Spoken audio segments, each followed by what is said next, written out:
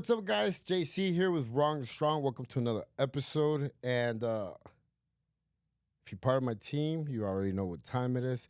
Súbanse a la Suburban, because we're about to take a ride. What's up, guys? Man, was it a weird day yesterday? I stopped at the Wrong to Strong facility training center, and I trained with the guys. So like everything was good. My whole day was like on point, schedule, everything.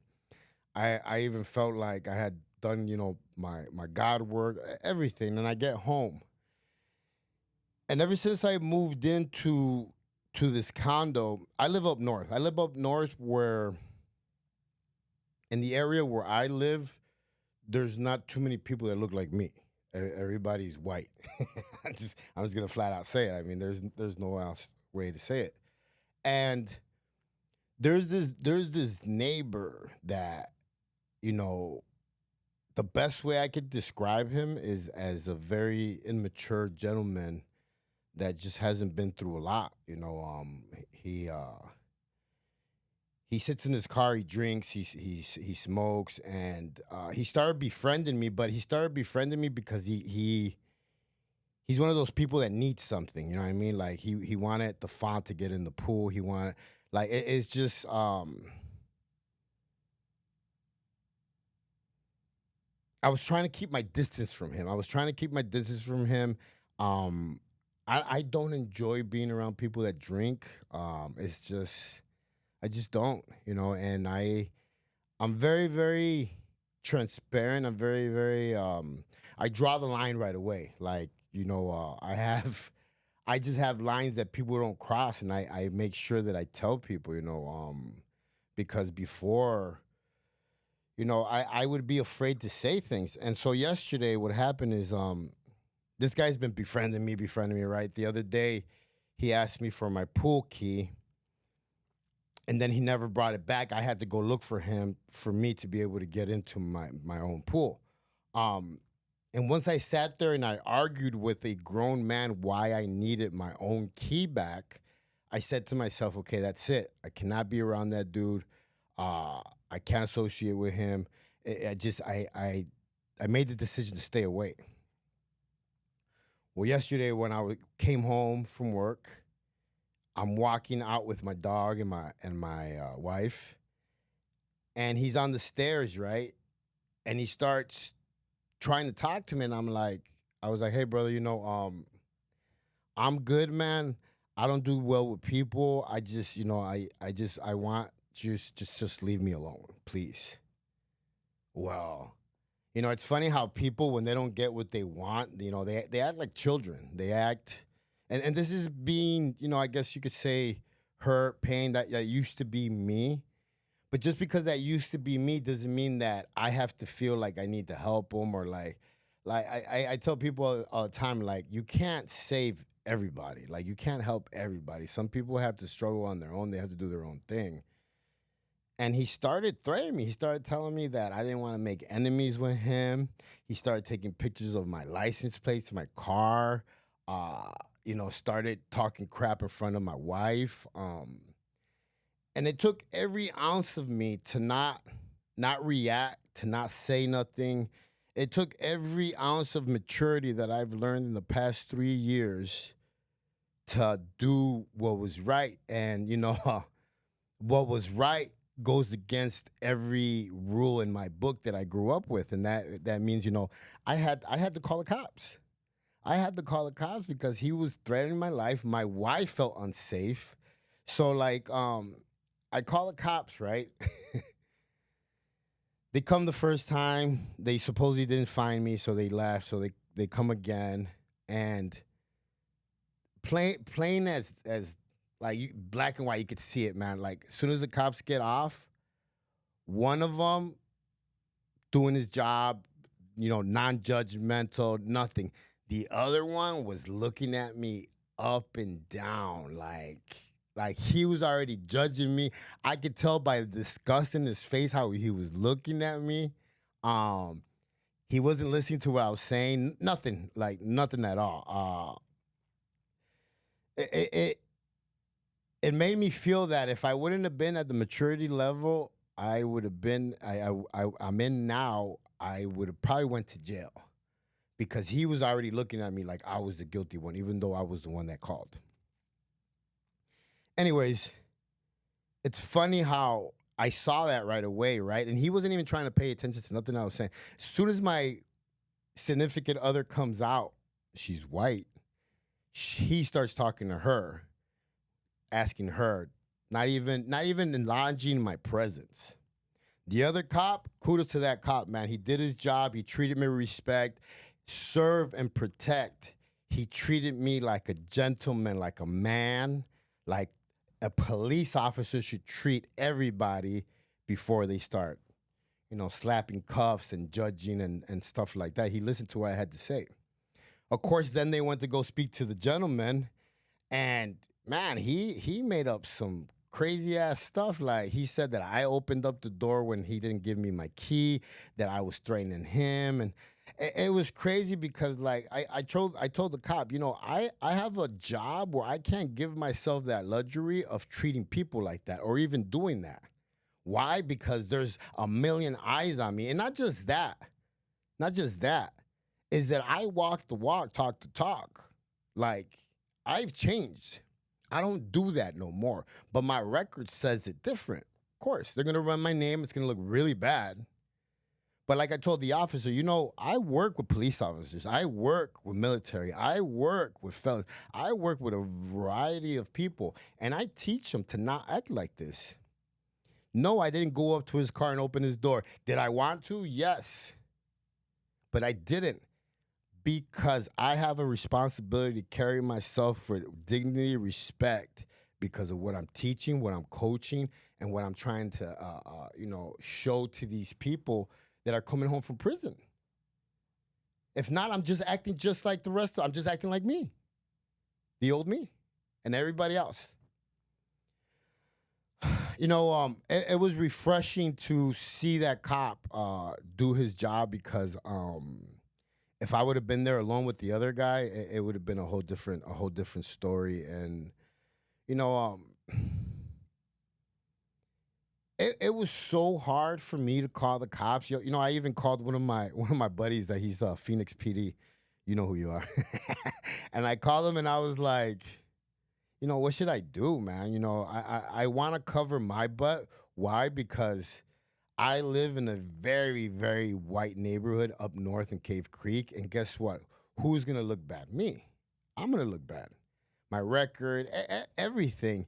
And, the thing is that, like, as soon as the cops went and spoke to him, he started lying out of his teeth, saying all these things that, I'm sorry, but if someone doesn't want to befriend you, doesn't want to be your friend, like, that's okay. They can make that decision. You don't have to force yourself to be someone's friend because if not, they're gonna get mad or like threaten you. Like that's bad. That's bad. You know, like I said, it took so much of my control uh, to not express what I was feeling, because when he started taking pictures of my car and then started saying profanities, like, obviously he doesn't know how I grew up. He doesn't know who I am. Um, but you don't treat people like that. You don't get to treat people like that. And I think in today's time, a lot of people feel privileged or feel I don't know what it is, feel that like they get to treat people a certain way, and you're very, very wrong. You're very, very wrong. You should treat everybody with respect and kindness. It doesn't mean it doesn't matter whether you like them or not, or you believe in their religion or you believe in their politics. It doesn't matter. Everybody has different opinions. Everybody has different colors. Everybody speaks different languages. You treat everybody with love and respect because that's what's messing up this whole world so much, man. Everybody thinking that they're gangsters. Everybody thinking that they're better than someone. Everybody thinking they're the king of the hill. Like, remember, guys, there's always someone bigger, stronger, faster, smarter, more street, more killer, more fighter, more anything than you are. There's always something better out there. There's always someone better than you. And, I pride myself in learning to be humble. I pride myself in it. Why? Because it's a monster on its own. It's a muscle that needs to be worked on.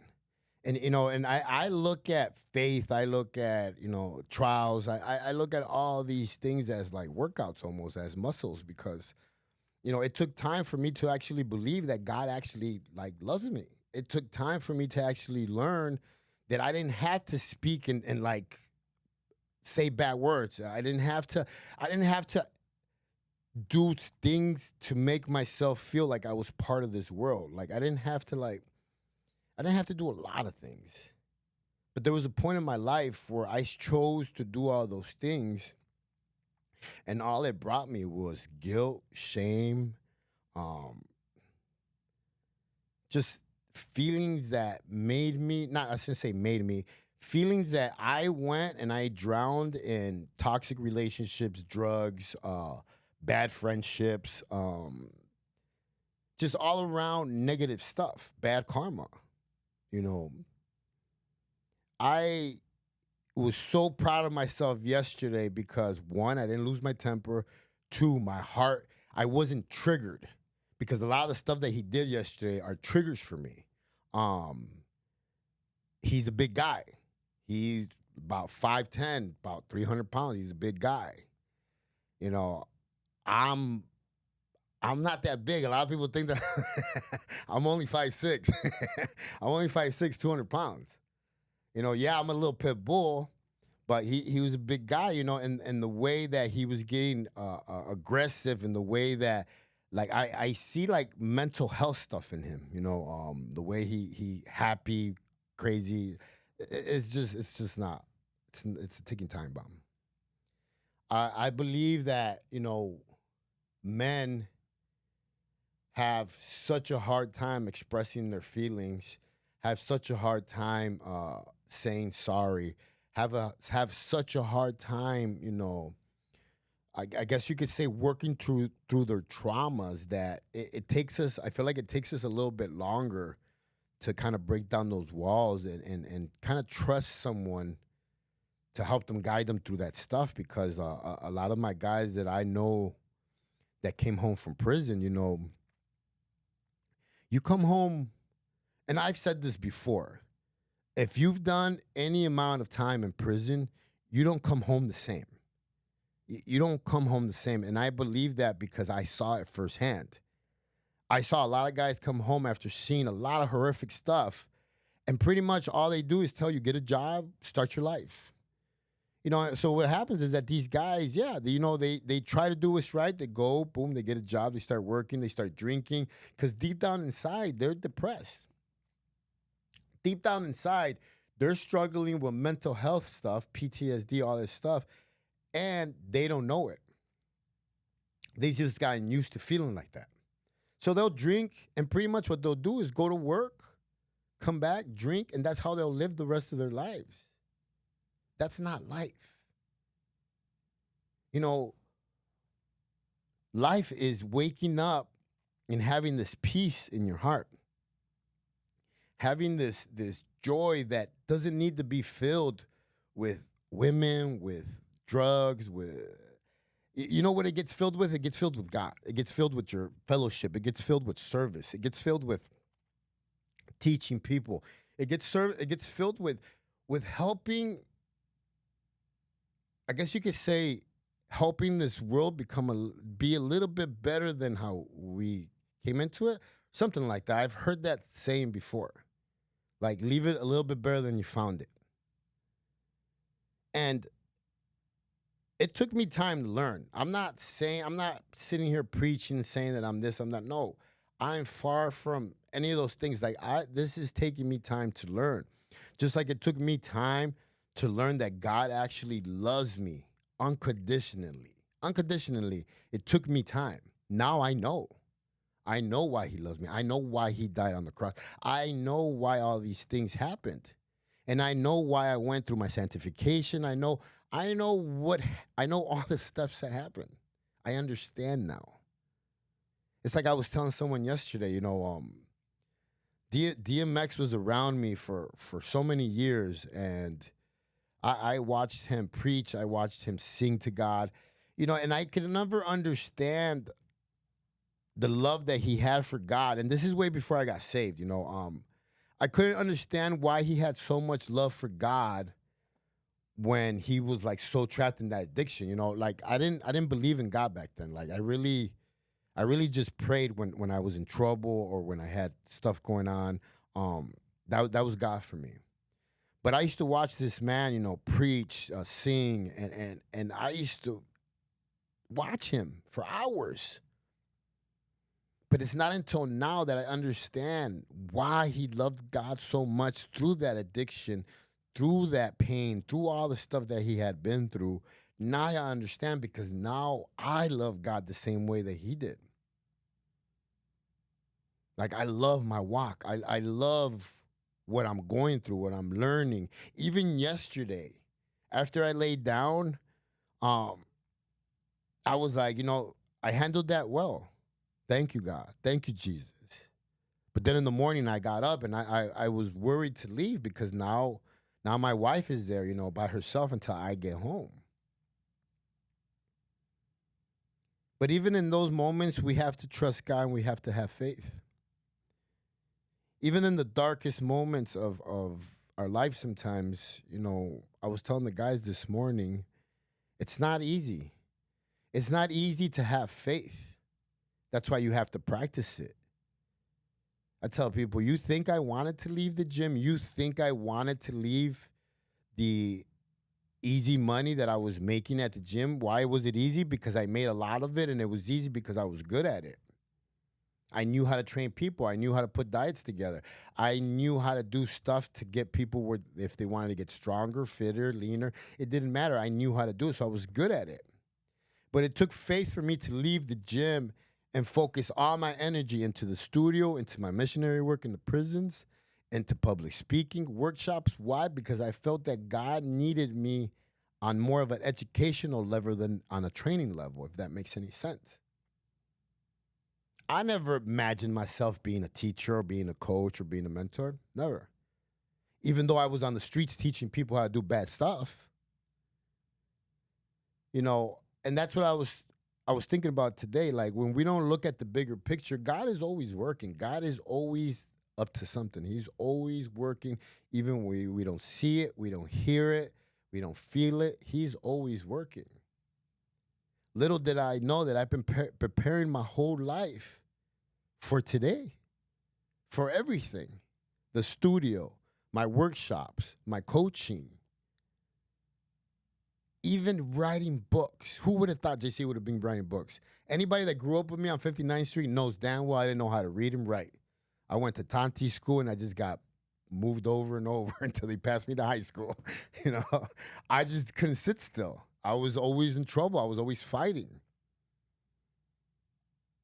In seventh grade, I started my first gang, and it just it led from there to the point. I tell people I didn't want my family. My family tried, but I didn't want them because I was already hurt. I was already hurt. I was already damaged. So I tried to create my own family on the streets, and I kept doing it and doing it. But that street family on the street kept backstabbing me, kept hurting me, kept trying to kill me, kept trying to put me away. You see, now my family, Victorious Living, my fellowship brothers, my church, North Phoenix Baptist Church, those are friendships, fellowships that doesn't happen. Is there haters in the church? Oh yeah, there's a lot of haters in the church. There is no perfect church. No, if it was perfect, then we wouldn't need to even be here. We wouldn't even have to share. But that's why we're called to share because people need to hear the power of Christ. I I sit here sometimes and I smile and I laugh because yeah, I'm almost 50 years old.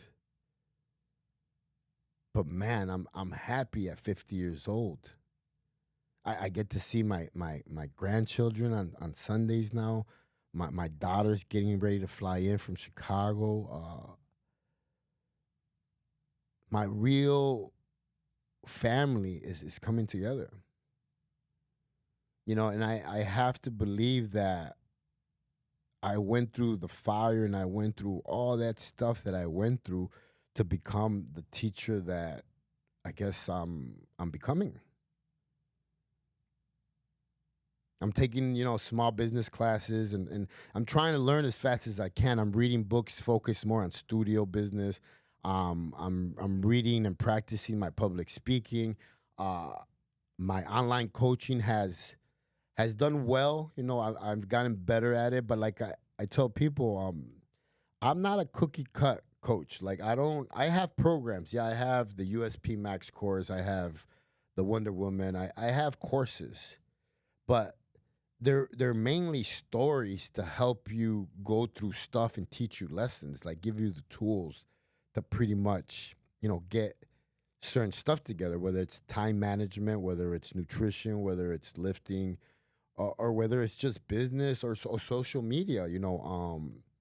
I've managed to teach myself all these things by reading books, watching YouTube channels, watching TED Talks, and doing them myself. A lot of people don't know this, but I took a theater class in community college.